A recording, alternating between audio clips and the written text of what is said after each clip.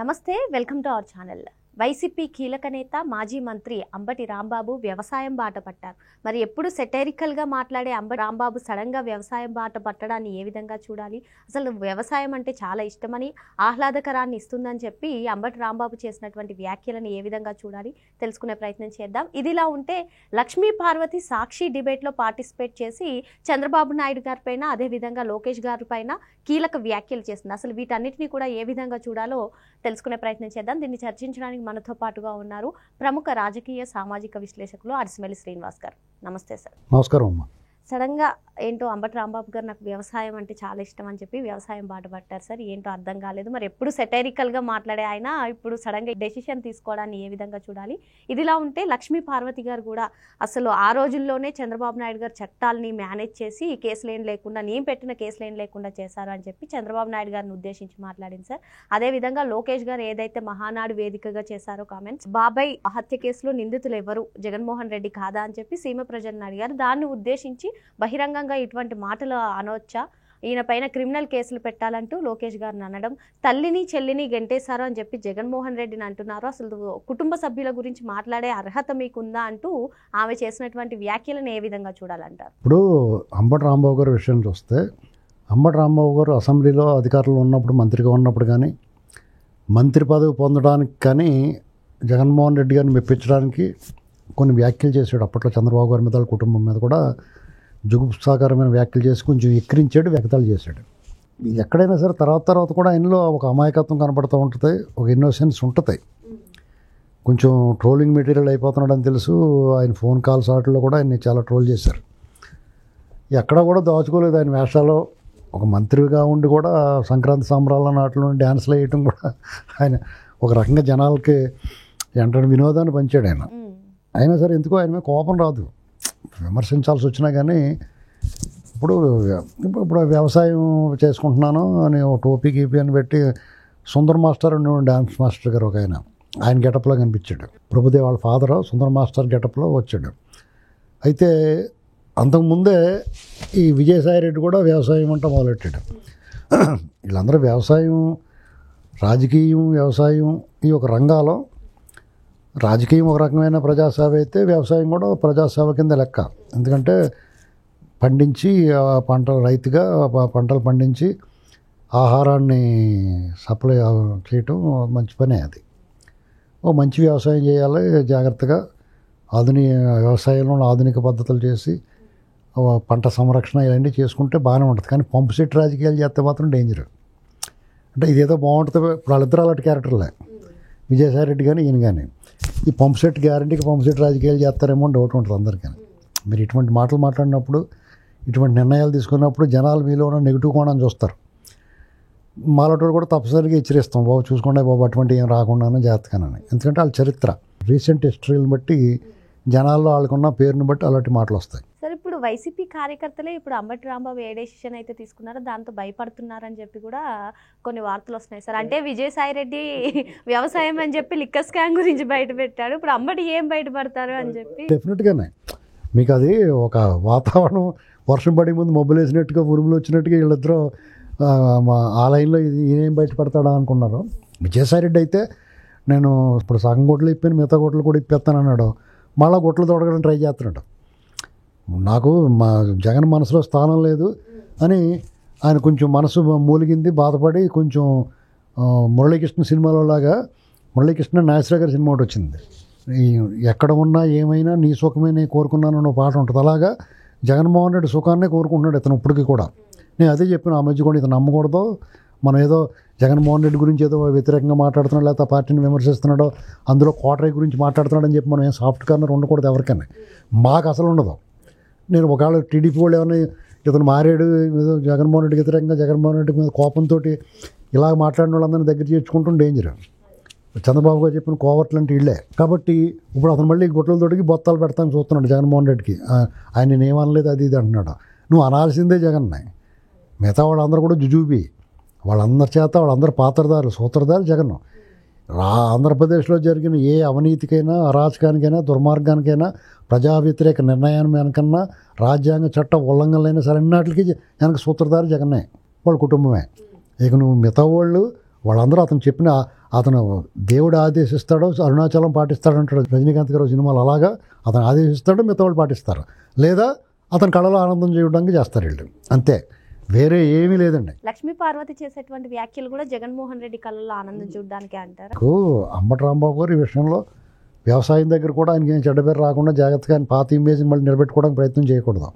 వ్యవసాయం అంటే వ్యవసాయమే చేయాలి జాగ్రత్తగానే. ఇక రాజకీయాలు పనికిమాలిన మాటలు మాట్లాడతాం. ఇప్పుడు నిన్న మొన్న లోకేష్ గారిని రెడ్ బుక్ గురించి గట్రా మాట్లాడుతూ మొదలెట్టాడు. ఇటువంటివి మాట్లాడితే మీ జోలికి ఇంకా రాలేదనుకోకుండా మీ జోలికి కూడా వస్తారు. ఒక్కసారి మంత్రి చేయి గణనాథాన్ని ఓడగుంటూ కొట్టుపెట్టిన ఒక నానుడి. ఇక్కడేంటి ఒక్కసారి మంత్రి చేయి గణనాథాన్ని నీ వెనకాల బొమ్మ ఏముందో తీసి అవినీతి లేకుండా ఉండదు. కాబట్టి మీరు కొంచెం ఒళ్ళు దగ్గర పెట్టుకుని వ్యవహరించాలి. ఎందుకంటే మీకు సమీప భవిష్యత్తులో మీరు జగన్ నమ్ముకుని అదే పార్టీలో ఉంటే మీకు సమీప భవిష్యత్తులో అంటే దాదాపు నియరెస్ట్ ఫ్యూచర్ అంటే 3-4 ఏళ్ళు ఏ రకంగా కూడా భవిష్యత్తులో మీకు దారి ఉండదు. ఎందుకంటే ఆ పార్టీ ఏమి ఉండదు, నాయకుడు ఉండడు, అందరూ జైల్లో పోతారు. కాబట్టి ఒళ్ళు దగ్గర పెట్టుకుని మాట్లాడాలి ఎవరైనా సరే. ఏవైనా కానీ నాకు రాంబాబు గారి మీద కొంచెం సాఫ్ట్ కార్నర్ ఉంది, నాకు నా పర్సనల్ ఒపీనియన్ అది. అంటే ఆయన కూడా మాట్లాడి దుర్మార్గంగా మాట్లాడాడు, విక్రించాడు, ఇవన్నీ చేశాడు. అయినా సరే మిగతా వాళ్ళ మీద అతను బెటర్ ఏమో అనిపిస్తుంది నాకు. ఇక విజయసాయి రెడ్డి మనం చూసాం కదా, అతను జకాల్, అతను అస్సలు నమ్ముకోవడం వ్యక్తి ఎవరైనా ఉంటే వైసీపీ నుంచి అతను. ఇక మీరు చెప్పిన ఆవిడ గురించి ఆ పేరు ఉచ్చరించడం కూడా నాకు ఇష్టం ఉండదు. ఎందుకంటే ఆ పేరు ఉచ్చరిస్తే నా నోటితో నేను ఒక రాగి మరచెంబు నిండా నీళ్ళు, మంచినీళ్ళు, స్వచ్ఛమైన మంచినీళ్ళు తీసుకుని దాంట్లో 4-5 తులసాకులు వేసి రాత్రంతా ఉంచి పొద్దున మొహం కడుక్కోవాలి, మళ్ళీ నోరు శుభ్రం చేసుకోవాలి. అంత దారుణం ఆ మాట మాట్లాడితే అంత మైలు పడిపోద్ది నోరు. అయినా సరే ఇంక తప్పనిసరి పరిస్థితులు మీరు అడిగారు కాబట్టి చెప్పాల్సి వస్తుంది. చంద్రబాబు నాయుడు గారు చేసిన అతిపెద్ద మిస్టేక్ ఏంటంటే ఎన్టీ రామారావు గారు చనిపోయటానికి కారణం ఏంటి, చనిపోయే ముందు 5-6 గంటల్లో ఏం జరిగింది, ఆ రాత్రి ఏం జరిగింది అనేటువంటి దాన్ని ప్రపంచం ముందు తీసుకురాకుండా దానికి కారకులైన వాళ్ళని వదిలేయటం అనేటువంటిది చారిత్రక తప్పిదం చంద్రబాబు గారు చేసింది. పెంట మీద రాయేయటం ఎందుకు వదిలేసాడు. కుటుంబ పరువు ప్రతిష్టలు పోకూడదు, అనుమానాస్పద మృతి అంటే రకరకాల మన పోలీస్ కేసులు ఇవన్నీ అయితే రామారావు గారు లాంటి ఒక సుందర స్వరూపుణ్ణి, మేరు నగధీరుణ్ణి, నీలమేఘస్వాముడికి ప్రతిరూపాన్ని, పురాణ పురుష దైవ స్వరూపాన్ని పోస్ట్మార్టం పేరుతో చీల్చి చేస్తారన్న ఉద్దేశం లేకపోతే ఏ కారణమో తెలియదు, కానీ ఆ జోలికి పోలేదు వాళ్ళ కుటుంబం కానీ చంద్రబాబు గారు కానీ. ఇల్లుంటే తెలిసేది ఏం జరిగిందో ఏంటో మొత్తం జరిగేది. అలా చేయక అలా వదిలిపెట్టబట్టి జీవన భృతికి కొంత సొమ్ము వదిలేయబట్టి దాని మీద బతుకుతా కేవలం రామారావు గారు అండ చేరటం వల్ల ఇవాళకి కూడా ఆయన పేరు చెప్పుకుని బతుకుతా తను చేసిన దురాఘాతాలు, దుర్మార్గాలు, అంతకుముందు మొగుడిని వదిలేసి మోసం, పచ్చి మోసం, వంచిన దగా చేసి, కుట్ర చేసి అతను విడిచిపెట్టి ఈయన పక్కకి చేరింది. ఆవిడకి అస్సలు విలువ లేదు. నేను మహిళలను చాలా గౌరవిస్తాను. ఈమె పట్ల నేను ఈవిడ మహిళగానో గౌరవించదగ్గ వ్యక్తిగానో చూడలేదు. నాలాగే ఈ రాష్ట్రంలో కోట్లాది మంది అభిప్రాయం. ఆవిడకి అసలు మాట్లాడే అర్హత లేనప్పుడు ఆవిడ మాటలు మనం పట్టించుకోవాల్సిన అవసరం లేదు. కానీ భీష్ముడు లాంటివాడికి సెకండ్ ఎదురైంది, అలాగే చంద్రబాబు నాయుడు గారికి సెకండ్ ఎదురైంది. వాళ్ళు ఎప్పుడైనా సరే చంద్రబాబు నాయుడు గారిని, తెలుగుదేశం వాళ్ళు ఇరిటేట్ చేయాలంటే, వెర్రెక్కించాలంటే ఈ ముఖాన్ని తీసుకొచ్చి చూపెడతారు మనకి. అందరికీ ఒళ్ళు మండిపోద్ది. మాలాంటి వాళ్ళకి ఇంకా చిరాకు అవుతుంది. ఆవిడ చరిత్ర మొత్తం తెలిసిన వాళ్ళుగా ఆ మాటలు వింటుంటే తూ అని ఉమ్మేయాలనిపిస్తుంది. అర్థమైందండి. లోకేష్ గారిని కానీ చంద్రబాబు గారిని కానీ లోకేష్ గారు చెప్పిన దాంట్లో తప్పే ఉంది. ఖచ్చితంగా జగన్మోహన్ రెడ్డి చేయించడం అనుమానం ఉంది అందులో. ఎవరికి లబ్ధి, ఆయన ఎవరికి అడ్డం, టీడీపీ వాళ్ళకి ఏమడ్డం, జగన్మోహన్ రెడ్డి లాగా అతను ఉంటాడు. వీళ్ళు చేయాల్సిన అవసరం ఏముంది? మరి వాళ్ళు ఏం చేశారు? వాళ్ళు చంపేసి వీళ్ళ పేరు పెట్టారు, చంద్రబాబు గారి పేరు పెట్టలేదా? అది కరెక్ట్గా సమ్మగా ఉందా? ఇప్పుడు ఇంకో మాట ఏంటి, లోకేష్ గారు బాబాయ్ మర్డర్ కేసు గురించి మాట్లాడారు. ఇంకా ఆయన తప్పు మాట్లాడింది ఏముంది? ఇంకేముంది? ఇప్పుడు ఇంకోటి ఏంటి చెప్పారు, ఏమన్నారు మీరు? సభలు కోర్టులు మేనేజ్ చేశారంటారు. కోర్టులను ఎవరు మేనేజ్ చేస్తారు? చంద్రబాబు నాయుడు గారు నిజంగా కోర్టులు మేనేజ్ చేసేవాడైతే జగన్మోహన్ రెడ్డి అచ్చూసిన ఆంబోతులో బయట ఎందుకు తిరుగుతాడు 13 ఏళ్ళు 12 ఏళ్ళ నుంచి? ఇవాళకి కూడా ఆ దొంగోళ్ళు గింగోళ్ళు ఎందుకు బయటకు వచ్చేస్తూ ఉంటారు? అలా ఆయన కేసులో ఇవాళకి కోల్డ్ స్టోరేజ్లో ఉంది 17 ఇయర్ తీర్పు రాకుండానే. 53 రోజుల పాటు జైలు ఎందుకు ఉండాలి ఆయన? కోర్టులు మేనేజ్ చేసేవాడైతే ఆయన చట్టబద్ధంగా చట్ట ప్రకారం రాజ్యాంగానికి లోబడి పనిచేస్తాడు. చట్టాన్ని తన పని తను చేసుకొని ఇమ్మంటాడు. అది ఆయన బలము బలహీనత కూడా. ఇంకొకటి సార్, తల్లిని చెల్లిని గంటేశారని జగన్మోహన్ రెడ్డిని అంటున్నారు. అసలు కుటుంబ సభ్యుల గురించి చంద్రబాబు నాయుడు గారు మాట్లాడే రైట్ లేదు అంటున్నారు సార్. అసలు కుటుంబ సభ్యుల్ని రాజకీయంగా ఎదగనీయలేదు చంద్రబాబు నాయుడు గారు అని చెప్పి ఆమె చెప్తున్నారు. కుటుంబ సభ్యుల్ని ఎదగనీయటువంటి మీదెక్కించుకోవాలా? రాజకీయాల్లో కానీ సినిమాల్లో కానీ ఇటువంటి సృజనాత్మకంగా విప్లవాత్మకంగా ప్రజల మన్నన పొందే విషయంలో ఎవడిని లేపలేడు.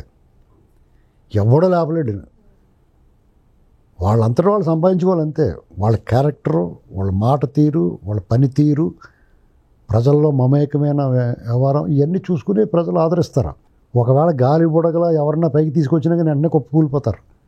ఇప్పుడు జగన్మోహన్ రెడ్డి ఒక ఛాన్స్ అన్న తర్వాత చూసారంటే బొమ్మ చూసిన తర్వాత బొబ్బోయ్ వద్దురా బాబు అనుకున్నారు కదా. మీలాంటి వాళ్ళందరూ జాకీలు వేసి పైకి లేపినా అతను 5 ఏళ్ళు అతను వ్యవహారం చూసిన తర్వాత ఓరు బాబు ఇటు దెయ్యంరా బాబు అనుకున్నారు. అందరూ భూతంలా భావించారు. ఇది అంత దొంగలు ముట్టారా బాబు, దండుపాళ్ళెం బేచరా బాబు అనుకున్నారు. మాలాటోళ్ళు చెప్పింది నమ్మలేదు. తర్వాత తెలుసుకున్నారు ఎవడిని లేపలేడు. చంద్రబాబు నాయుడు గారు ఎన్టీఆర్ కుటుంబాన్ని అలా ఉంచాడు. ఆ కుటుంబం చూడండి ఎక్కడైనా సరే కన్నుల పండుగ వెళ్తారు అక్కడికి. ఏ కార్యక్రమం ఈ మధ్యకాలంలో పదే చూస్తూ ఉన్నారు కదా. ఇక ఆయన సొంత కుటుంబం అంటారా? డెఫినెట్గా మొన్న ఆయన ఇంట్లో ఒక గృహప్రవేశం జరిగింది. ఆడపడి పాలు పొంగిచ్చారు, వచ్చి పాలు పొంగిచ్చింది. ఎవరు బతుకాళ్ళు బతుకుతున్నారు. అసలు చంద్రబాబు నాయుడు గారు ముఖ్యమంత్రిగా ఉంటే లోకేష్ గారికి అపాయింట్మెంట్ దొరకని రోజులు ఉన్నాయి. ఎవరిని లేపుతారు తీసుకొచ్చి? ఒకవేళ అలా తీసుకొస్తే అది కుటుంబం, ఒక పార్టీ ఇది కుటుంబానికి ఇచ్చేసారంటానుక. ఒకవేళ తననేమన్నా లేపలేదు, తననేమన్నా అర్హత లేదంటే తన నెత్తిమీ పెట్టి నెత్తుకుని నీ దరిద్రం పట్టుకున్న తర్వాత కదా వాళ్ళకి చెడ్డ పేరు. లేకపోతే రామారావు గారి కుటుంబానికి అసలు మచ్చ ఎక్కడన్నా మచ్చ ఉందంటే ఈవిడి వల్లే. లేదా క్లీన్ స్లేట్ అయినా వాళ్ళ పిల్లలు, వాళ్ళ క్రమశిక్షణ, వాళ్ళ పద్ధతి, వాళ్ళ వ్యవహారం అంతా ఎలా ఉందో చూస్తున్నాం కదా. మిగతా వాళ్ళు కొంతమంది చూస్తున్నాం, వాళ్ళని చూస్తున్నాం. ఇప్పుడు రాజకీయ కుటుంబాల్లో కూడా ముఖ్యమంత్రిగా ఉన్న తర్వాత జగన్మోహన్ రెడ్డి వాళ్ళ బాబు ముఖ్యమంత్రి అయితే శుభ్రం కొల్లగొట్టేశాడు. ఎన్టీ రామారావు గారి పిల్లలు ఎప్పుడన్నా సెక్రటేరియట్లో అడుగెట్టారు ఎవడన్నా? ప్రజల్లోకి వెళ్ళి ఎన్నికై వెళ్ళాడిన బాలకృష్ణ గారు. హరికృష్ణ గారు ఒకసారి గెలిచాడు. తర్వాత రాజ్యసభ చాలా గౌరవప్రదంగా వెళ్ళి వచ్చాడు. అంతేగాని జగన్మోహన్ రెడ్డి లాగా వాళ్ళ బాబాయిని పక్క తప్పుకోమని నిలబడి లేదా కొట్టి తిట్టి అలా లాక్కోలేదు ఎవడన్నా. ఎన్టీ రామారావు గారు పెట్టిన పార్టీలో చంద్రబాబు నాయుడు గారు ముఖ్యమంత్రి అయినా సహించిన పెద్ద మనసు ఎన్టీఆర్ కుటుంబానికి. ఎవరైతే సమర్థవంతంగా వాళ్ళ నాన్నగారు పెట్టిన పార్టీని నడిపించగలుగుతాడో, ప్రజల్లో మన్నను పొందగలుగుతారో, ప్రజల్లో మంచి పేరు వస్తుందో వాళ్ళకి వాళ్ళు మద్దతుగా నిలబడ్డారు. వాళ్ళందరూ ఆయన వెనకాల ఉన్నారు. ఏదో చిన్న విభేదాలు ఉన్నా దగ్గుబాటి వెంకటేశ్వర గారు, పురంధరేశ్వర గారు కూడా కలిసిపోయారు వాళ్ళంతా. అది ఉందా జగన్మోహన్? ఇప్పుడు ఈవిడ బొగ్గల పుణికి ముద్దులు పెట్టుకున్న జగన్మోహన్ రెడ్డి వాళ్ళ ఫ్యామిలీలో ఉందా? ఆ తల్లి అంటది ఇది నా పేరున ఉంది, లేదా నా కొడుకు. ఒక స్టేట్మెంట్కి సంబంధం ఉండదు. చెల్లెలు అయితే రోజు రంపం కోత, ప్రతిరోజు రోడ్డే వేస్తుంది అందరికీ వాళ్ళ అన్నగారి గురించి. సునీత గారికి జరిగిన అన్యాయం అయితే తమ్ముడు కూతురు తమ్ముడిని చంపించేశారు. ఏం కట్టుబాట్లు రా బాబు అనిపిస్తుంది కదా ఆయన చూస్తుంటే. ఆవిడ అంటు కట్టారు, ఆవిడ న్యాయం చేయండి బాబు అంటే. అలాగే చనిపోయినానికి అంటు కట్టారు. ఆయన క్యారెక్టర్ అసాసినేషన్ చేశారు.